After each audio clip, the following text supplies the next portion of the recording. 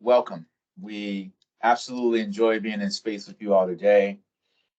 We are recording this. Recording is currently in session. We do plan on utilizing this recording and the information within it to disseminate the video throughout our organization in ways to help others to be in conversation about what we're doing in today's conversation and what we'll be speaking on. We are scheduled for a presentation that's somewhere near an hour. But because you do have the opportunity to turn your mics on, which we have not done before, there will be space and time where we ask for individuals to please provide any questions or any comments that they'd like to add, especially if you feel as though you have some critical expertise in this subject matter or in this area. We would love to hear from you. If you are not one who prefers to engage in conversation that is camera on, mic on, do not hesitate to utilize your chat option to throw something in the chat so that I can read the question out loud and offer that as an opportunity for our key speaker today to respond to. I want to welcome you all. This is our third of hopefully many more to come Black History Beyond February events, where we seek to highlight the accomplishments and the things that impact our Black community with Black speakers on and in times where we're not only celebrating Blackness, which is the designated month of February for some of us, we are choosing to celebrate this all year long. And so thank you again for your attendance. Today we have an absolutely wonderful speaker who was introduced to me by a close friend of mine who does the work. Miss AJ Musewe is with us today in my top screen. She's got the big screen. We're going to give her some space today to orate on some things that she's passionate about. I would consider her a historian, certainly an intellect, particularly around our Constitution and our amendments. And today we're going to talk about the 14th. And I'm really excited. You know, before AJ offered this as a piece that we discussed today, I had to look up what was actually in the 14th Amendment because my K-12 experience did not offer me the opportunity to deeply dive into all of the amendments that we have. And so this conversation is fresh and new for me, and I've since it has actually come up in some discussion recently, unbeknownst to you, AJ, this 14th Amendment piece and some conversations that I've been in. And I've actually been able to reflect on some of my new learning, which is powerful for me. So I want to thank you for enlightening me in ways that I didn't even know that I was going to need. And I'm hopeful that in moving forward that you will continue to do so and that others on this call will grow as well. Write your questions down. Raise your hands when you feel the need to do so. If in the middle of AJ's presentation you feel that you need some further explanation, don't hesitate. You know, this is a familial conversation where we are going to interplay with one another and intersect in ways that hopefully makes this a conversation and not a presentation only. So I want to thank you, AJ, for being with us today.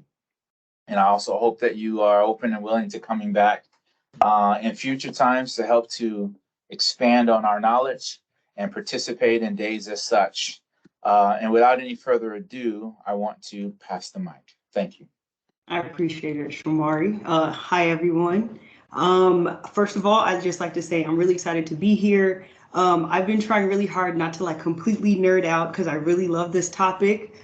So in order to give myself parameters, I had to say that this is just going to be kind of an introduction to the 14th. One, I come from a family of educators and I have a lot of respect for teachers. I also understand kind of in the time that we're in right now, it's really difficult for teachers to be able to give information accurately with all the boundaries in place.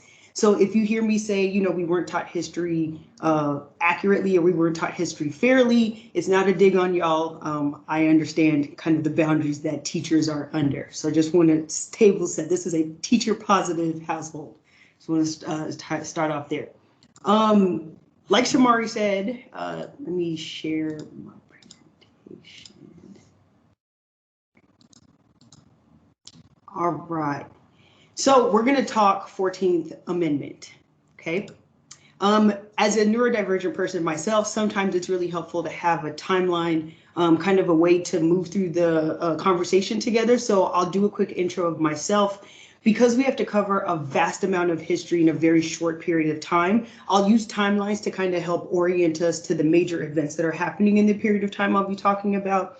And then we're going to move on to Dred Scott. Understanding the Dred Scott Supreme Court case is going to be really important to understanding why the 14th Amendment is as important as it is. And then we'll look at an example of how the 14th Amendment and some of the rulings that have happened under the 14th Amendment affect us today. And then we'll do closing and questions. Like Shamari said, please, if something comes up or if I get overly excited about something and you need me to clarify or slow down, please feel free to get my attention in whatever way possible. So who is AJ? I am a community educator. I use she, her pronouns. This is a photograph taken at the Whitney Museum in New Orleans. I was just there actually a couple weeks ago. I'm a podcast host. I would consider myself a historical scavenger hunter. I really like learning amazing stories about Black history and the ways that Black folks have always been part of the historical landscape. It's just sometimes you have to do a little extra digging to find those stories. And whenever possible, I like to amplify Black voices. There is no social movement that this country has ever had that Black people have not been a part of. And in order for us to know, kind of the entire picture, or as much of the picture as we can, is really important for us to hear stories from other perspectives and from other voices. Okay, before we get started, I want to talk about the importance of language. Because we're going to be talking about Black folks during the time of slavery, it's really important that we are in a mindset that helps us look at folks with their full humanity. So this is a clip from Ta-Nehisi Coates' Oprah's book club interview for his book, The Water Dancer. It's a fictional book. I want you to pay attention to how Oprah describes Black people during the days of enslavement, and then we'll talk. Things that I learned from this book is not to use the term slave anymore, that we should be saying enslaved people, because as you've written before, you said slavery is not an indefinable mass. Remember you wrote this, a flesh? It is a particular, specific enslaved woman whose mind is as active as your own, whose range of feeling is as vast as your own. I think you said this in Between the World and Me. Okay. Yeah. Okay. So part of the reason I wanted to start off with that is going to be is because we're going to be talking about Dred Scott, and in order for us to understand why Dred Scott filed his suit, we need to make sure that we're not looking at Dred Scott as just a slave. So hold on to this when we get to Dred Scott. So our first timeline. Now, again, we're talking about a very, very vast period of history, and we cannot cover it all. But what I'm hoping is through this conversation, something sparks your interest, and then towards the end, we'll look at resources, and hopefully one of those resources will take you on a journey to learn even more, right? So we're going to start off at the Compromise of 1820. What was happening around this time is the country wanted to expand west. There was a lot of tensions around whether the country would expand west as a slave state or as a free state. At this time, there were 20 states in the Union, and Maine wanted to join the Union as a free state. But in order for that to happen, we needed another state to join in as a slave state. Otherwise, the balance of the free and slave states would be off. So part of the Missouri Compromise was that Missouri would be admitted as a slave state, but slavery would not be permitted above the 36-32 latitudinal line. So remember that when we get to Dred Scott. In April of 1846, Dred Scott files his suit, and we'll talk more about that. And then in 1850, we have the Compromise of 1850. Now, this is kind of crazy because this is right after the Mexican-American War. Again, the idea of slavery, the concept of slavery is really causing a rift between the North and the South. Also around this time, Abraham Lincoln was starting to become a little more prominent. He was still not really engaging in politics. He was still an attorney. He was still a lawyer. But the thing that the Compromise of 1850 gave us also was strengthening of the Fugitive Slave Act of 1793. Essentially, this made it even more dangerous for you to be a Black person, even if you were a free Black person, because it incentivized kidnapping Black people and sending them back down into slavery. So if you've ever seen the movie 12 Years a Slave about Solomon Northup or read the book, that's kind of what the idea was. A free person could be in a free state, in a free city, and they would be kidnapped and then sold off to slavery.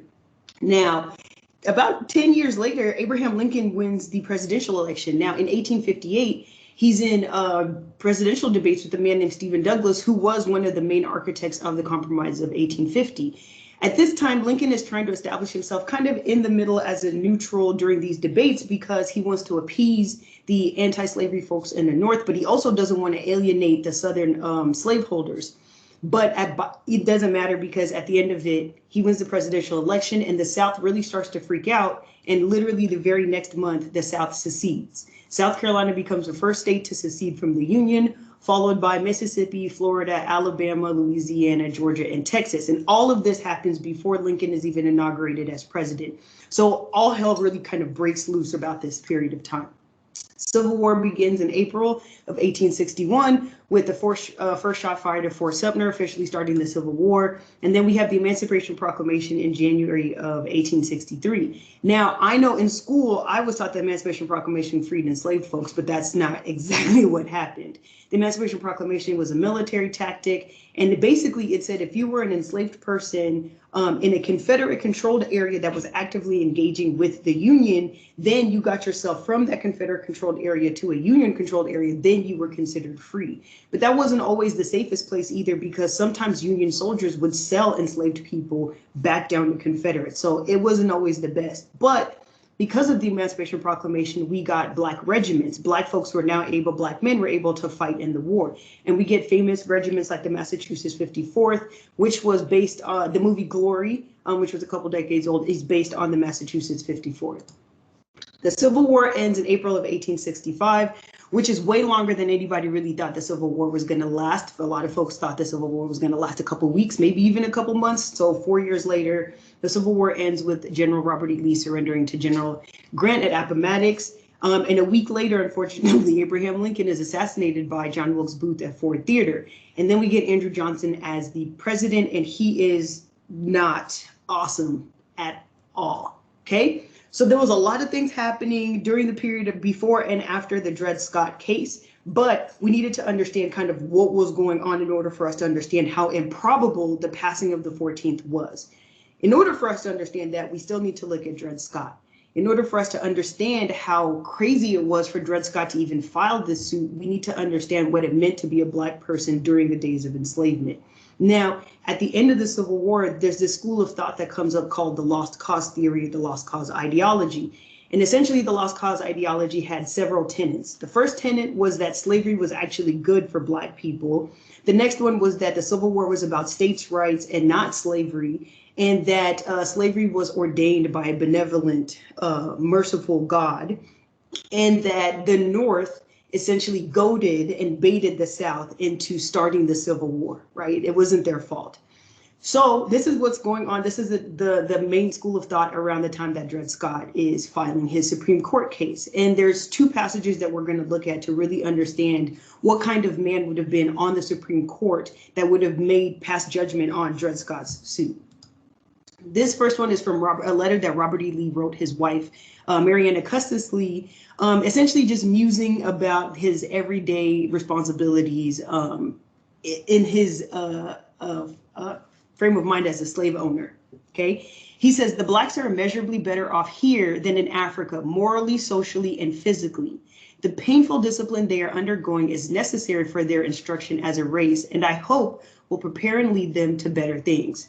How long their subjugation may be is known and ordained by a wise and merciful providence. Okay, so this is the year before the Dred Scott decision. This is what Robert E. Lee, who would eventually lead the Confederate troops, is thinking about Black people in general. Now, one of the crazy parts about Robert E. Lee is his wife is Martha Washington's great-granddaughter. And so a lot of the Black folks that Robert E. Lee inherited through his marriage to his wife were owned by the Washington's family, who enacted the first Fugitive Slave Act. So there's always a connection. This idea that these things happened and so far apart from each other, there's always a connection.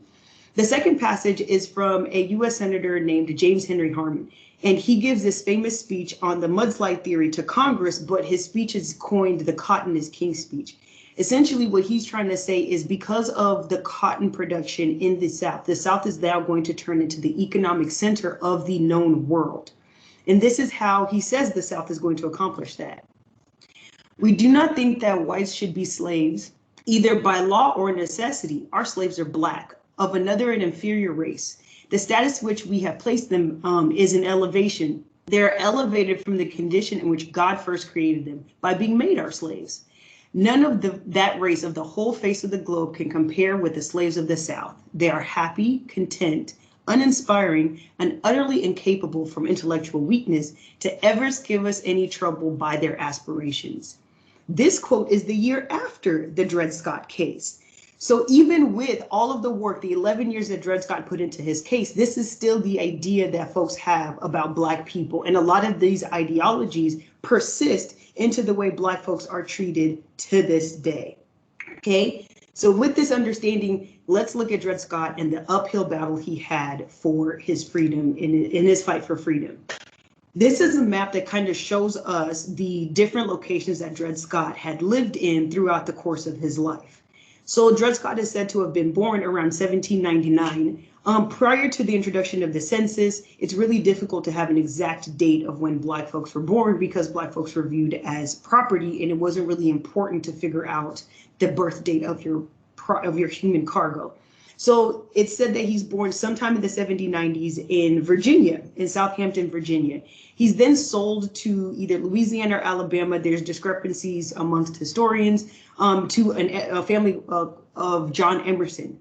So John Emerson owns him. John Emerson eventually moves up to St. Louis. He's there for a while, and then eventually the Emerson family moves up to Fort Snelling up here in the Wisconsin territory. Now, remember, in the 1820 Compromise, slavery is prohibited past a certain point, right? Which is, depending on how the map is drawn, is about right here. So the St. Louis in Missouri is a slave state. Fort Snelling is a free state. So after John Emerson dies, he's sold to the Sanford family. The Sanford family moves him back down to St. Louis. While he was in the Wisconsin territory, he meets a Black woman named Harriet. They get married and they have 2 children. They moved the family back down to St. Louis. And in St. Louis, there is a doctrine on the books that's called the once free, always free doctrine. And Dred Scott and his wife Harriet both filed freedom suits under that doctrine. For 11 years, they fight the cases in lower courts, and eventually it makes it all the way up to the Supreme Court, where Chief Justice Roger Taney writes the majority opinion. Dred Scott loses horribly. And 3 main points come out of the Dred Scott decision that drastically shift the way this country looks at Black people. The first point Chief Justice makes is that Black folks cannot sue in court as they are not citizens and thus have no rights. The second point he makes is that the Fifth Amendment protects enslavers' rights since Black folks are their legal property and thus do not have to honor the once free, always free doctrine. And the third one was that the Missouri Compromise was unconstitutional as Congress cannot prohibit slavery from spreading anywhere. He went on to say that Black people are so far inferior that they have no rights which a white man is bound to respect. So this is where the conversation on citizenship ends as far as it pertains to Black people.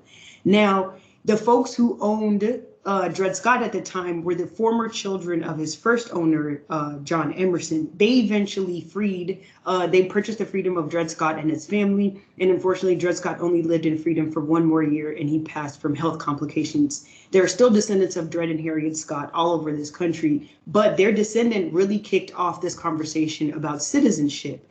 And this is starting around the period of the Civil War, right before the Civil War starts. So when Frederick Douglass is talking to Abraham Lincoln during the first 2 years of the Civil War, before the reading of the Emancipation Proclamation, he's telling him that this is a Black man's war, right? And we start to see that it is because of cases like Dred Scott, the questioning of who is a citizen, who counts when you're looking at the protections of the Constitution.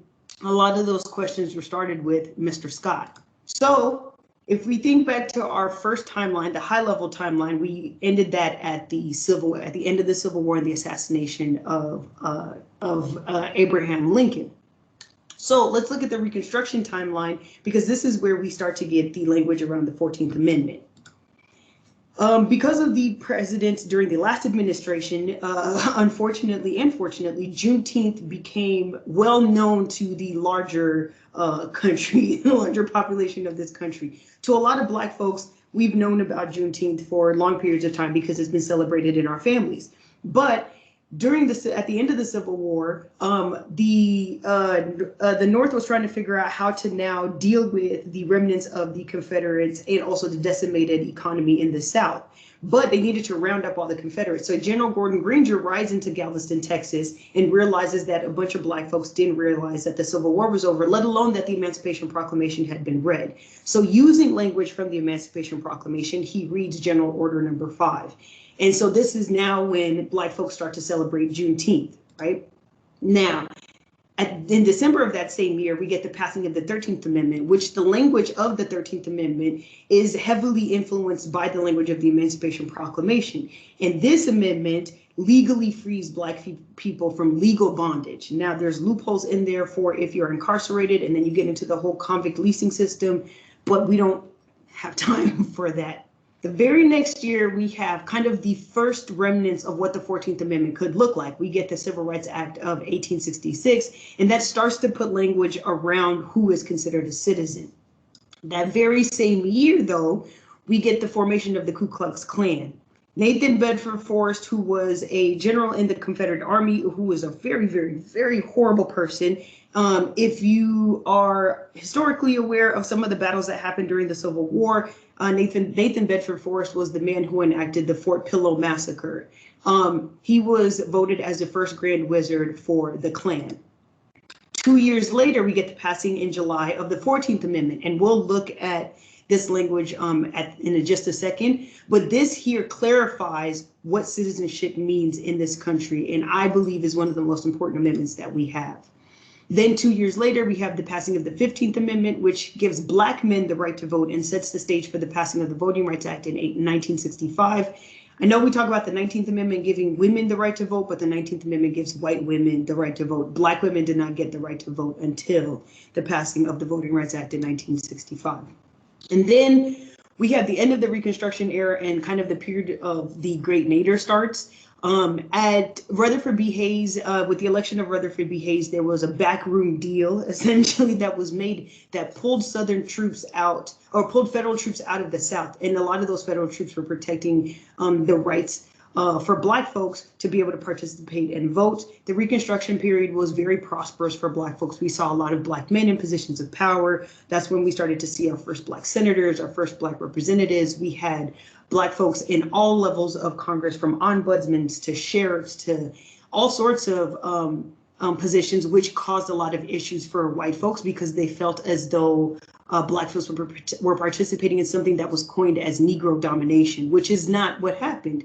During this time, we got such services as public schools, which were created by poor Black folks who wanted to learn and read, and poor white folks also got to benefit from that. So this idea of Reconstruction being a bad thing was never true. It just was prosperous for Black folks, and that was an issue for economically sound white folks. So, yeah, absolutely. Before we move on, I gotta ask, what in the heck is going on? Like, from your perspective and your sort of emotional experience and this sort of longevity of history, up to this point, as we're moving into the language of the 14th Amendment, like, what comes up for you when you think about what has been learned? And then my second question I have for you is, as we're preparing for language of the 14th, are there like 2 or 3 or 4 bullet points that you really want to highlight for folks to have retained as we start thinking about this language, specifically dealing with the 14th Amendment? Yeah. One, it is impossible to talk about the Civil War without the contributions of Black folks. That's probably the first thing that goes through my mind. The Civil War was because of slavery. And I know sometimes when we talk about Abraham Lincoln, we talk about the Civil War being about preserving the Union, but that doesn't tell the whole story. So one thing I want folks to, a couple bullet points to make sure that at least folks retain, is that it's impossible to separate Black people from the Civil War. We are intrinsically tied.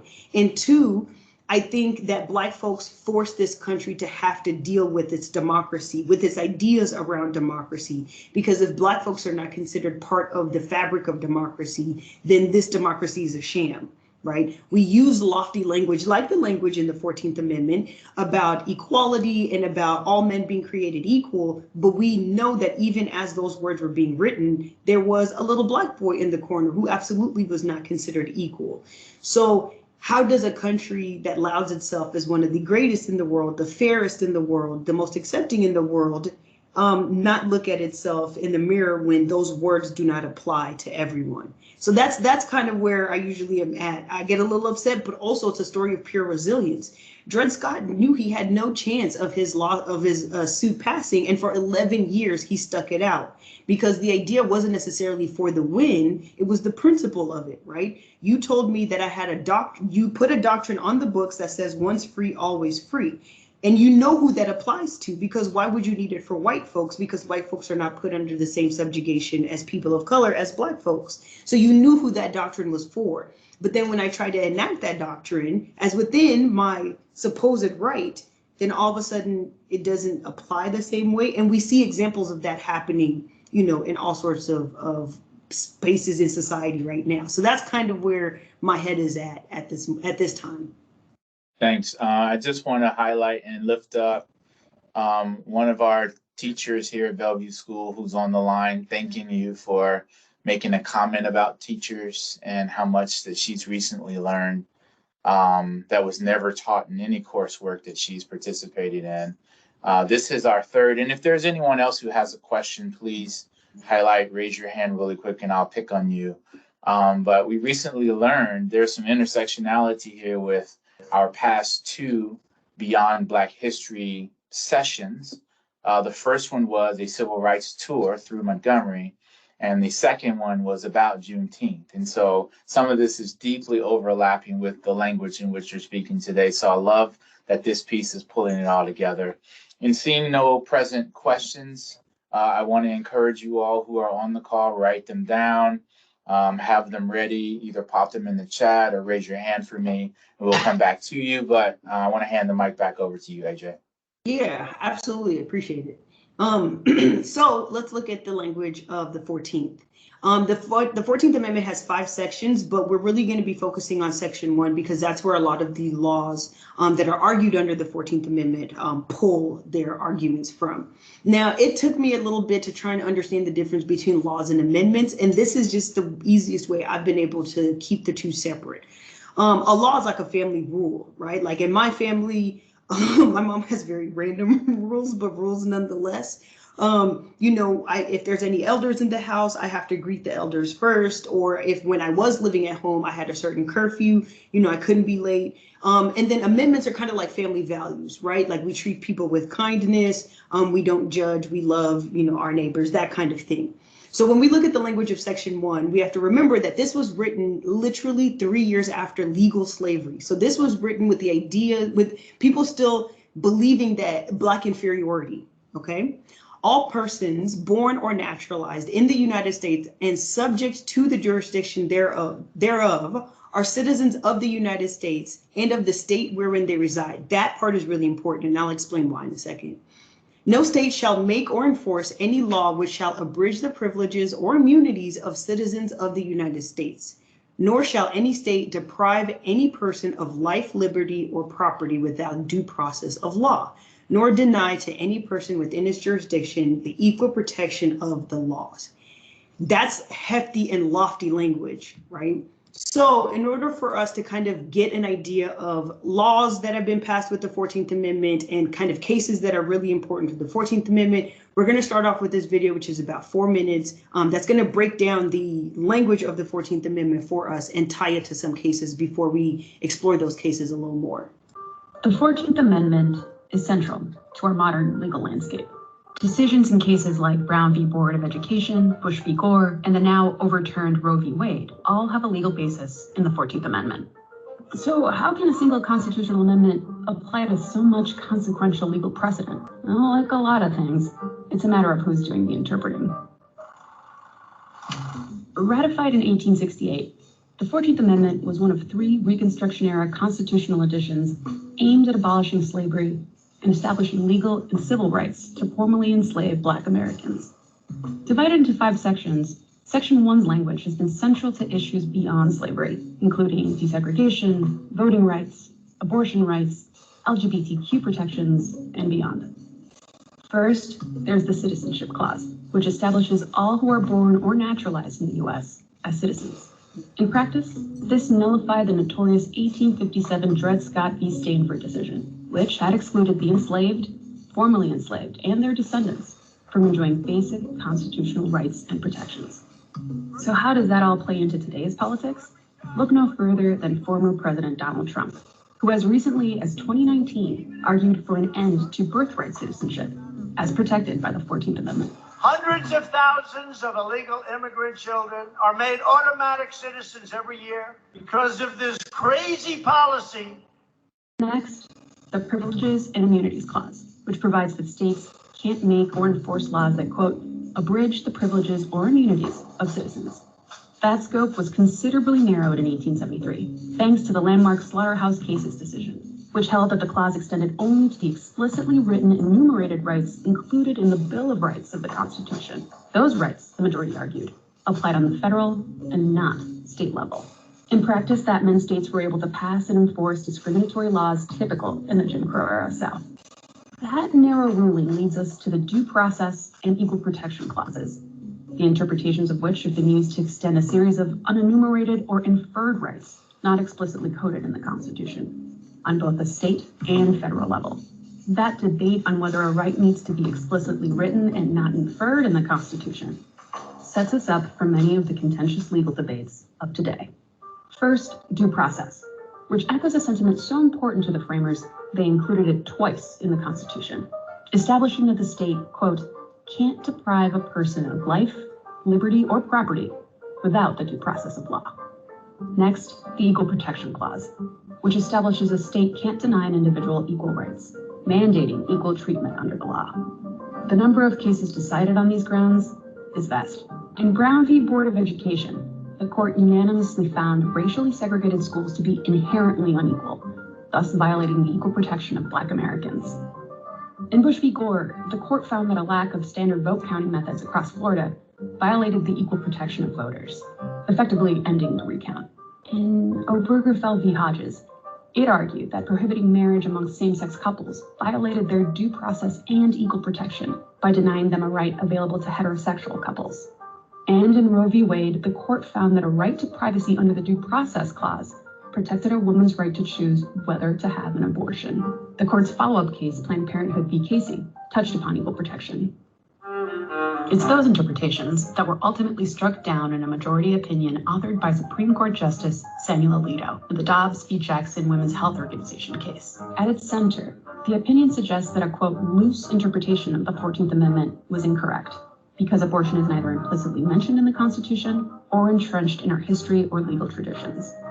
Now that Roe has been overturned, many worry future reversals of, quote, settled precedent like same-sex marriage and voting rights could be challenged next. Okay, so it's important for us to know some of the cases that have been really important that are attached to the 14th Amendment. So we know that the 14th Amendment overturned the Dred Scott decision, which was absolutely one of the worst decisions that this court has made. Now, it's interesting for the 14th and the Plessy argument. So Plessy v. Ferguson is where we get the kind of codification of the separate but equal doctrine. Homer Plessy was a white passing Black man from New Orleans who worked with the Citizens Council and the local train company because they wanted to prove that separate train cars was going to be too costly for the train company, and that they needed to do away with this whole separate but equal doctrine. In any case, Plessy lost his case because the court said that the 14th Amendment only applied to political and civil rights and not social rights. So this is where we really see the takeoff of Jim Crow, where you start to see the blatant segregation of white spaces and Black spaces, because in New Orleans, it was pretty typical to have desegregated spaces. But we really see with the Plessy decision, the kind of jump start of segregating public spaces. And then, of course, the Brown v. Board case, which overturns Plessy, which we now know that none of those spaces were ever actually equal. And then we have the Loving v. Virginia case. So Richard Loving and Mildred was a Black woman, Richard being a white man, went to Washington, D.C. to get married because the state of Virginia in which they lived in had anti-miscegenation laws. So you couldn't marry somebody of a different race. And they went to Washington, D.C. where it was legal, came back. They took the case to the Supreme Court and ended up getting the ruling they wanted, which is that the anti-miscegenation laws were unconstitutional because it impeded on the equal protections that a white couple would have. Roe v. Wade was overturned. Now, this one is curious because Roe v. Wade also used the Fourth Amendment, which talks about privacy, but essentially, because the language of the 14th Amendment did not explicitly talk about abortion, here we are. Now, the video referred to the Obergefell v. Hodges case. Justice Clarence Thomas, I do have to be respectful. Justice Clarence Thomas penned that he also wanted to look at the Lawrence v. Texas case and the Obergefell v. Hodges case, both those cases having to do with same-sex couples. And he also wanted to look at the Loving v. Virginia case, which is wild because he's in an interracial relationship, but like whatever. Now, what can this look like in today? Just last week, actually, we ended up getting the Respect for Marriage Act. Now, it can be really, really scary to see all of these possible attacks that are coming on the 14th Amendment. At one point, Greg Abbott had even said that he wants to look at the birthright clause in addition to the Brown v. Board ruling because he doesn't want supposedly illegal immigrants getting access to free education. So there's all sorts of attacks, but this is an example of what it can look like when we actually codify these things, these federal protections into law. So this is a little video that's going to help us kind of start to wrap up this conversation so we can have some time for questions. In a historic move by Congress, lawmakers have passed the Respect for Marriage Act, which is enshrining the rights of same-sex and interracial marriages.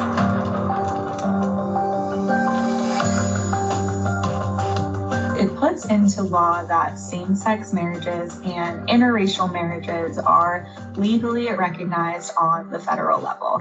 So any marriage between two people, as long as their union was valid in the state where they got married, would be federally recognized. It also repeals the 1996 Defense of Marriage Act, and that defined marriage as one man and one woman, and it allowed states to decline to recognize same-sex marriages that were performed in other states. The bill was drafted after the Supreme Court overturned Roe v. Wade this past summer. In Justice Clarence Thomas's ruling, he expressed possible interest in reconsidering same-sex and interracial marriage rights. So with these concerns that the Supreme Court might overturn some of these protections, Congress decided to act. So the legislation originated sort of as a protective measure. But this legislation is historic because it enshrines the right to marriage equality into federal law, which is something that we have not quite seen before. And in addition to that, the passage of this legislation really demonstrates a pretty significant shift in views on same-sex marriages, and it marks a pretty significant legislative win for LGBTQ plus community, and specifically on the federal level, which again is something that we haven't seen before. All right, so this was a lot. Okay, this was a lot. In the beginning, it got a little dark there in the beginning. So don't freak out. One, history is full of really amazing stories that are not just sad stories. So be involved and be curious about history as much as possible. I always like to encourage folks to look for information from the folks who are affected by the topic as much as you can. Diversify your resources. The local level is just as important as the federal level since it affects our everyday lives. And as a young Black kid, I didn't get the luxury of being shielded from a lot of things. And so I think it's just as fair to have conversations with young white kids about really difficult things. I mean, within reason. I'm not saying that you got to pop the innocence of every kid, but kids are a lot more resilient and are a lot more knowledgeable than we give them credit for. So I definitely think it's okay to talk to young kids about hard stuff within reason, because they're going to figure it out at some point. And also take breaks, but don't tap out of the fight. Like that is probably the biggest advice I can give folks. This is for longevity, right? We need to stay in this fight for a really long time, especially because educators are some of the most important people that we have in this fight. So these are some of my favorite resources when I'm trying to figure out anything historical from the period of time right before the Civil War, about 1850, to right after the end of Reconstruction, about 1877. On this side is a bunch of really awesome books that'll help you figure out more information around the 14th. If this is a topic that you're curious about, Reconstruction by Eric Foner is lauded as one of the best books on Reconstruction. He's on, I don't even know which volume he's on, but he's lauded as one of the leading experts on the Reconstruction era. And of course, W.B. Du Bois's book, Black Reconstruction in America, is key for anybody. It's thick, it's dense, so don't think you're gonna breeze and rush your way through that. Dr. Du Bois had a lot to say, but it's definitely worth the effort. No State Shall Abridge. These three are really good books on the 14th Amendment. John Bingham was the architect of the 14th Amendment, and funny enough, there's not a lot of information out on him, but this is one of the best books if somebody was curious about the architect. And then if books are not necessarily the way you want to get down and you want to do it a different way, Uncivil Podcast and Seizing Freedom Podcast and American Tellers Podcast are three of my absolute favorite historical podcasts. American History Tellers does like little mini series on different topics. They have a brilliant one, a 5-episode one on John Brown and the Harper's Ferry Raid. Goodness gracious.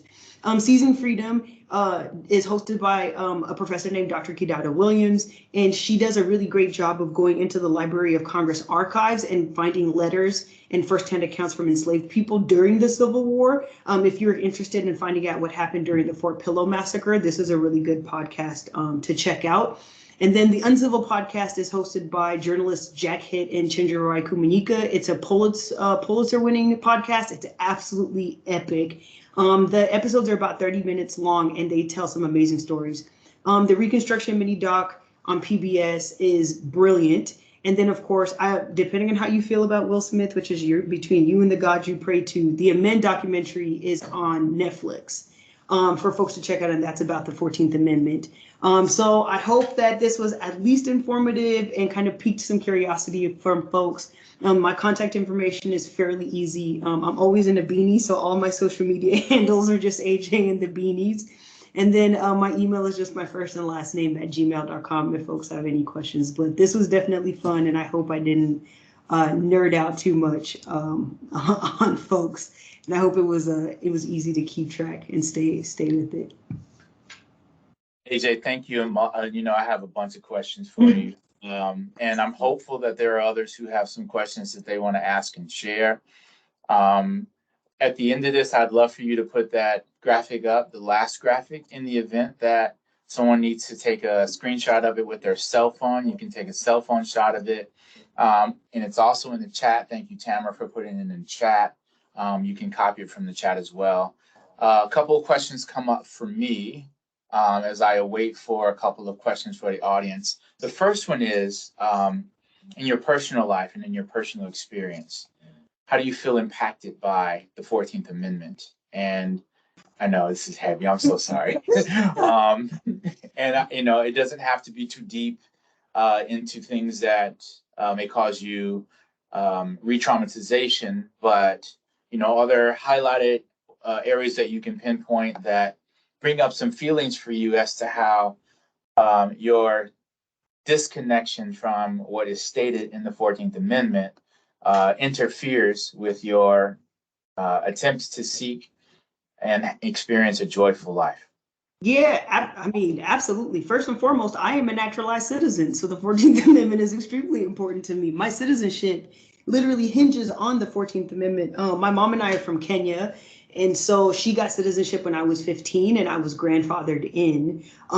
So when I hear somebody like the former president talk about birthright citizenship, I know for a lot of educators, y'all have immigrant kids, in your classrooms. And so those kinds of conversations are actually really scary for us because a lot of times the younger kids in immigrant households, especially if you're a first generation immigrant, we are the translators for our parents.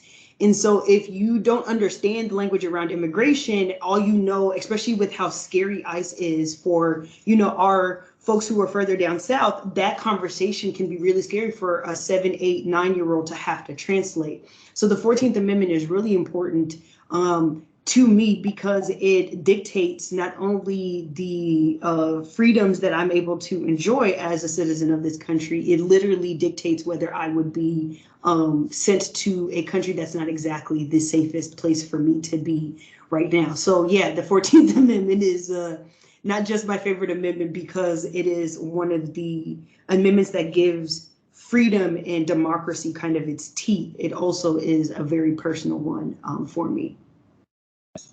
My second question is about future predictions and the danger of changing the 14th Amendment. I know we had a little offline conversation about this. This is one to potentially impact us all. What are your potential future predictions around what's going on right now with potentially the reconstruction of the 14th? And what are some of the areas of real potential challenge for we as a democracy and we as a society? Yeah, that's an excellent question. Especially with the kind of threats that have come out of the responses that the justices have given to some of the rulings that have worked with the 14th Amendment. It is pretty nerve-wracking to think of what is possible, especially because the Supreme Court is stacked with a bunch of conservatives. We are lucky to be in the state of Washington, to live in such a liberal state, but that's not exactly also the best thing, because Washington state is not always the safest place for people of color, for Black folks. And so a lot of Black folks are really trying to figure out like what level of racism they are going to have to endure, especially if you're a Black person at a bunch of different intersections, right? If you are a Black person who wants your children to be around Black folks, but let's say your child is queer, a state like Alabama may not be the best place for you, for your child. A lot of people are having to think about what is the education system that you're going to be able to give your child, because some of those schools in rural areas where there are maybe a higher concentration of Black folks are not exactly the schools that get the most funding. So it honestly just depends on what is at top of mind for you. What is the most important thing for you at the time? And I think that's why it's really important to also say that Black folks are not a monolith. I don't think there's any community that is a monolith. There are certain things that I think as a community Black folks want. We want access to good schools for our kids. We want access to resources so that we can build safe communities for our folks. And a lot of times the organizing work that Black folks put forth can be spread out amongst other communities. But then when we try to impart those resources for ourselves, we're looked at as selfish. So that gets to be really tricky in balancing the kind of organizational power that is necessary for the next coming years. But that's why I like to encourage people to take breaks, but not to tap out of the fight. Because we all have to participate. This is not a Black thing or a white thing. We all have to participate. And Reverend Fred Shuttlesworth, during the height of the Civil Rights Movement, he had a lot of spunk to him, definitely much more than I would say Martin Luther King was exhibiting. But Reverend Shuttlesworth would always say there are many paths, there are many ways to get to the North Star. You just have to figure out your path. And so that's what I encourage folks. If you're really curious about something, then attack it from the position of curiosity, right? Like, I'm really into comic books. I really love stories. And so for me, history is really fascinating because it is a bunch of stories. And when I start to look at Black history from the perspective of Black people, it's the oral stories of our ancestors. It's the oral stories of our elders. And those hold a lot of lessons. So I encourage folks to be really curious, to arm yourself with as much information, especially educators. Y'all have a hard job. You have an extremely difficult task working within boundaries that I'm sure you would draw vastly differently should you have the ability to do so. We're entering a period in which teachers are not able to just give information unbiasedly because the powers that be are really limiting your ability to give history accurately. And so whenever possible, I encourage other folks to be as helpful to the educators in our society by also doing their own education and not leaving everything to the teachers, because y'all got a lot on your plate. And I have a lot of respect for teachers. I still talk to my middle school teachers because they were just so impactful in my life. So as somebody who comes from a family of educators, if I am able to advocate for teachers and for folks who have kind of laid the groundwork for me to be able to do what I am today, then that's always a plus for me. But yeah, I'm nervous about what's coming up ahead, especially in the space of education and censorship. But if I spend too much time worrying about it and not preparing for it, then I'm going to be caught unawares, and I don't have the luxury of doing that, unfortunately. Thanks for that offering. I do see a question in the chat from Chris Marks. Chris, I'm going to ask you if you want me to read it, or would you be willing to read it? You're on mute. You're on mute. Sorry. Yeah, I was curious, AJ. Great. I mean, amazing that you managed to cover all that. I took 1,000 notes. I'm wondering, have you given thought to how we would actually alter, standardized, required American history in a way, if you thought about how we would do it? I mean, you've got the facts and figures, and then you've got the stories, and it seems like it needs both. But I wonder if you've thought about how you'd structure it if somebody gave you the opportunity. Yeah, absolutely. I think one of the things that makes history difficult, I've learned, for not just young people, but even for adults, because a lot of the folks that I do these kinds of conversations with are adults who tend to be older than my mom or about my mom's age. And one of the things that I've realized is, I mean, history is written by the winners, first of all. We all kind of know that concept. But it is absolutely possible to use stories as your driving medium for this history. You can use an individual to tell a story, right? I like to use either Harriet Tubman or even Rosa Parks, for example, right? Rosa Parks, a lot of times we're taught, Rosa Parks got on the bus, she decided not to stand up, and then we get the start of the Montgomery bus boycott. But Rosa Parks was vast. Rosa Parks is an iceberg, right? That's just the tip of the story of what Rosa Parks was doing. And so the curiosity that I like to have folks work with is, for me, I love comic books. My favorite thing about comic books is the origin story portion of it. Batman is my favorite character ever. And in order for you to understand why Batman does what he does in any instance, in any situation that he's in, you kind of got to understand who Batman is and where he started from. Everything that he does is due to the death of his parents, right? So if you want to understand anything about this country, you need to understand the origin of this country. And so you can use any singular person, right? Whether you're talking about Thomas Jefferson, you can use Thomas Jefferson to talk about the relationship and the complexity of slavery through his relationship with the Lafayette Armistice, right? You can look at it through Thomas Jefferson saying that he wanted the Constitution to be rewritten with every generation because he knew every generation was going to look at things differently. And through that conversation, you can impart dates, right? That's where you slide in your dates through those conversations. And those conversations, the back and forth, the letters that Thomas Jefferson has, even looking at his, Thomas Jefferson has a piece of writing called the Notes on the State of Virginia. And in it, he basically kind of puts down his musings. And also in those musings, I mean, the book is maybe like 50 pages. It's very small. And in those musings, you hear about what his thoughts are on enslaved people, right? You see the complexity of him saying that he, doesn't believe enslaved people have feelings, but also the best way to motivate an enslaved person is to take their family away from them. And that in and of itself is not necessarily to judge the character of Thomas Jefferson, but to look at the complexity and the intentionality of slavery, right? We're taught that slavery was this thing that just happened, but no, slavery was actually very intentional. So you can use an object to tell a bunch of different stories so that people stay with that familiar object. You don't have to keep introducing something new or new concept, but use your natural storytelling, right? If you figure that out, then it's a little easier to, to kind of keep people interested. I think that's probably the hardest part, is how do you teach history in a way that's engaging? History becomes really boring. But if you want to talk about the Underground Railroad, it's like, yes, you could talk about Harriet Tubman, but Harriet Tubman also did the Combahee River Raid. She's one of the only Black women and formerly enslaved Black women to lead a military raid.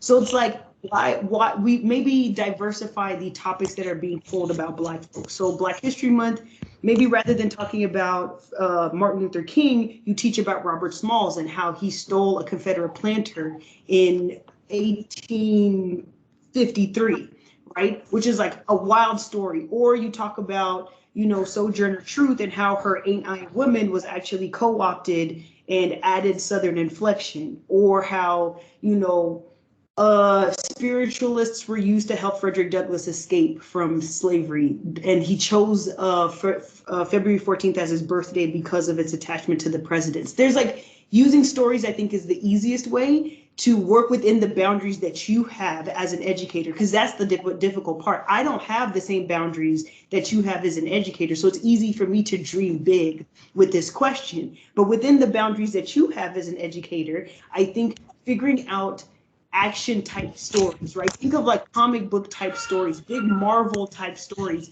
are going to be the best vehicle for you to get people not only interested in history, but staying attached and hooked on it. That's the advice that I would give.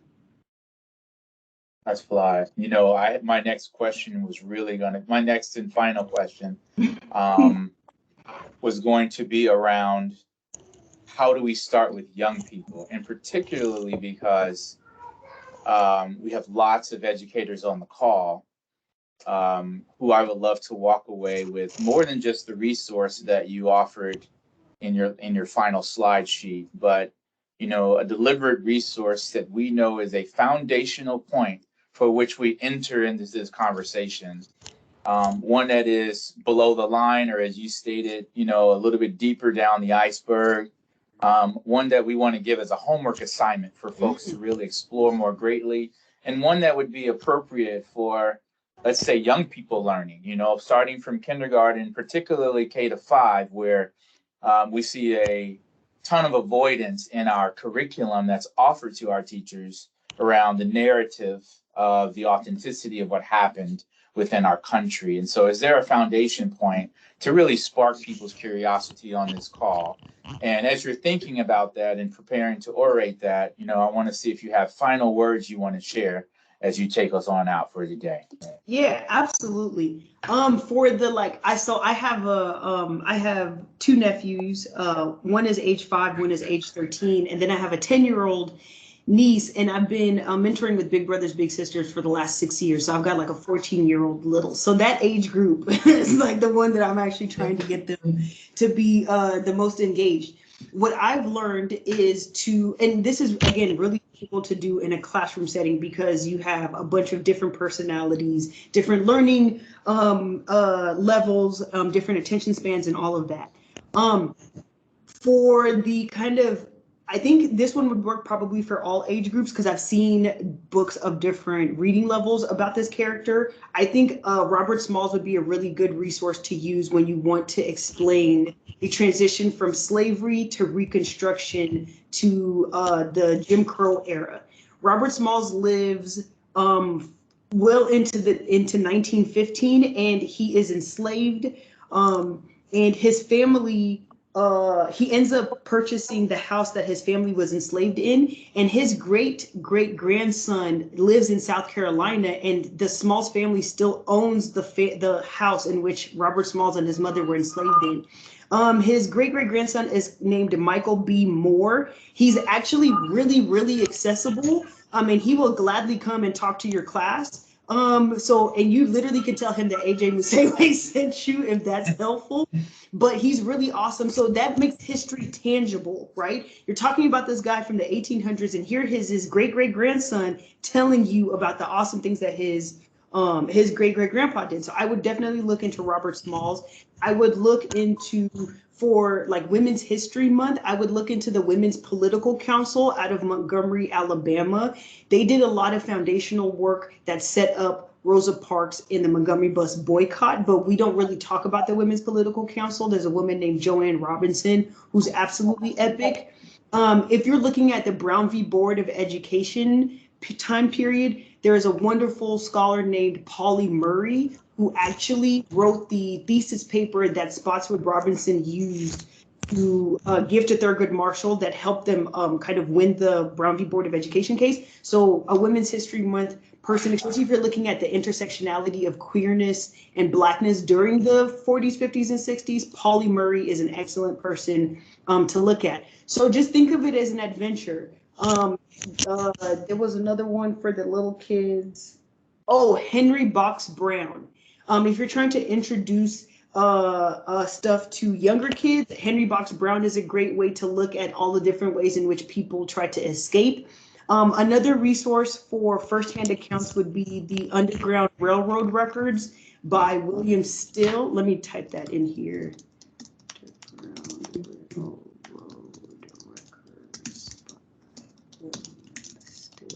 William Still was a conductor on the Underground Railroad, and he would keep records of people who would pass through his stop. And so that's where we get a lot of firsthand accounts of Harriet Tubman, who brought a lot of people in through his stop. And also William and Ellen Craft is another really great story. So if you want to talk about the Underground Railroad, I would recommend using stories from people who actually experienced the Underground Railroad. That in and of itself is going to get kids hooked, because my kids now are all mini historians, which I need to apologize to my niece's teacher, because she likes to raise her hand and be like, my auntie taught me that differently. And I'm like, no, we don't. We can just keep that between the two of us for now. So hopefully those resources are really great starting points. Again, Shamari has my contact information. I'll just put my email in here. At gmail.com. If folks have any questions or want more resources or more starting points, happy to do so. For the older kids who can read comic books, there's Harriet Tubman Demon Slayer is also a really great way to get kids interested in reading. Just another option, maybe for like the high school kids who are a little older. But yeah, those are some options. This is fantastic. I want to ask you to really briefly, if you can quickly pop up that last slide.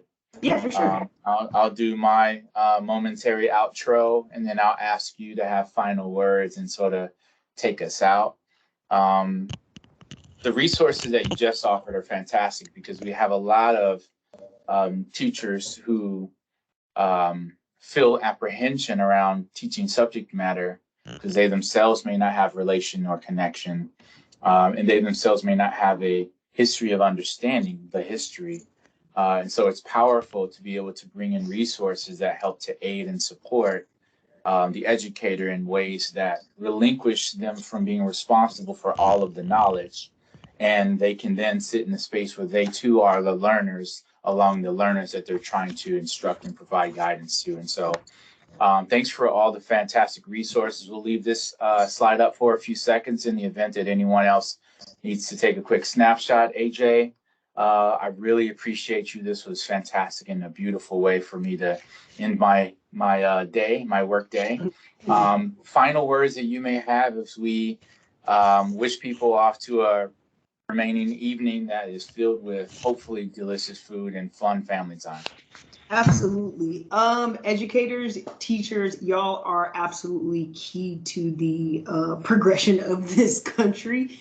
And you are not being respected and haven't been respected for a really long time. And so what I hope this does is it just shores you up, because I am the product of great public education instructors.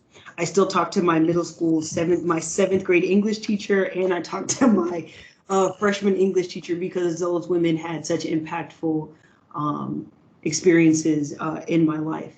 History is vast. It can feel overwhelming, but a lot of it is just undiscovered adventures. So tap into the curiosity you had as a kid when you'd make, forts and stuff with your friends, and use that to fuel what you want to learn about. And I hope that I can be a resource for folks, but I have a lot of great respect for teachers. And Shamari, I really appreciate you giving me the opportunity to share a little bit of my knowledge with some great educators. This has been definitely very fun. Awesome. One final question, AJ. Marcus Johnson, Sure. take it away. Oh, no, I'm sorry. I put my hand up by accident, but I just wanted to say thank you so much for speaking truth and, and sharing your knowledge and wisdom. And definitely a lot more people as an educator, a lot more people need to hear this very early on in life, not just when they hit college and hit the university. So, I really look forward to hearing more from you and seeing you in the community. And thank you, for putting this on, Shamari, and the Oh, rest no of the doubt. folks that organized it. Thank you. No doubt. And check out AJ's podcast. What's your podcast, AJ? Oh, it's called Battle Fatigue. Battle Fatigue. Check out AJ's podcast. I heard a couple of episodes. She is absolutely fire. I really appreciate you. I love this session. Thank you all for your participation today, and we will see you again in our next Beyond Black History session. Good night.